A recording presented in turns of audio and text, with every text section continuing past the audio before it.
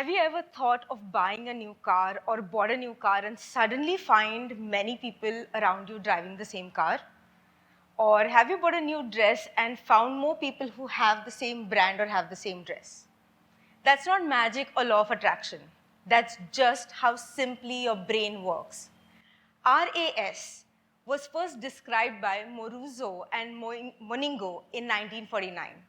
The Reticular Activation System is a part of your brain which is responsible for sensation, concentration, attention, consciousness, and sleep-wake cycle.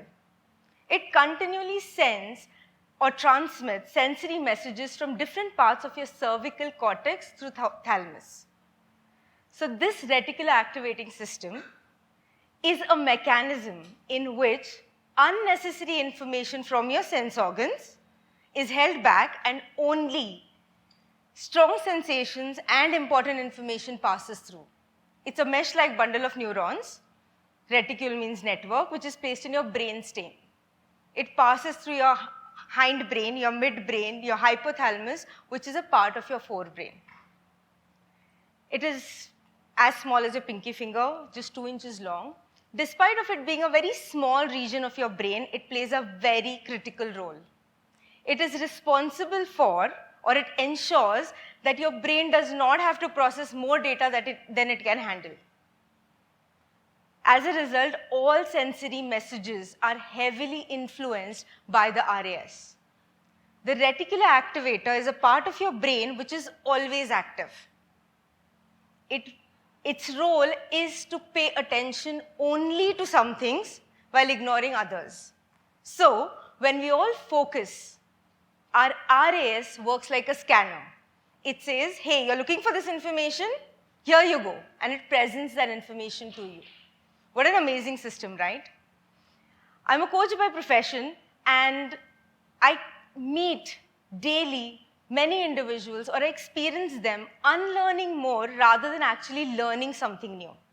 One of the major reasons is the way we have been taught or trained. In our education system, mostly in most part of the world, while we all believe in one earth, one family, one future, we use the terminology life coping. What are we really giving the RSs of the new generation or the next generation? Why life coping and why not life living? Why do we always have to start with a problem in mind and then choose to learn how to overcome them? Why not choose to expand our potential? Why not to see what more can I do? Most times, after delivering a set of trainings or sessions which are based on neuro-linguistic programming or coaching or any kind of change work, I do get questions. One of the most commonly asked questions is, everything feels smooth. How can life not have problems? Am I doing something wrong?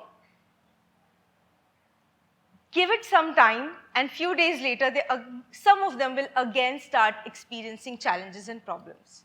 What they really did is they gave their RS a survival question.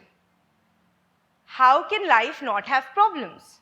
So the RS is now scanning and only presenting them with problems and challenges.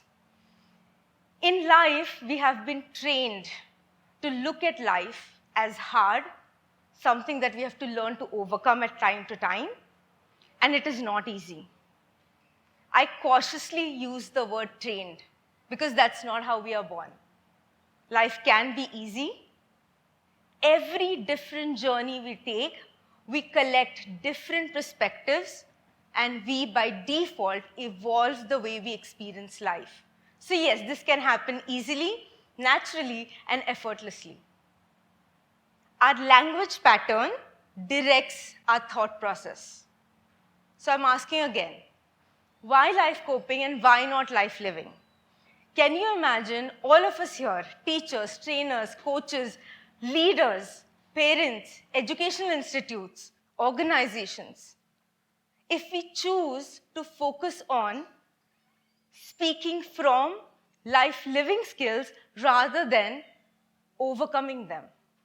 Can you imagine the power every new being would have if their RSs are continually scanning for better opportunities, better ways of living, and living a joyful life. Can you imagine the youth wanting and having a desire to live and not feel alone, secluded, or suicidal?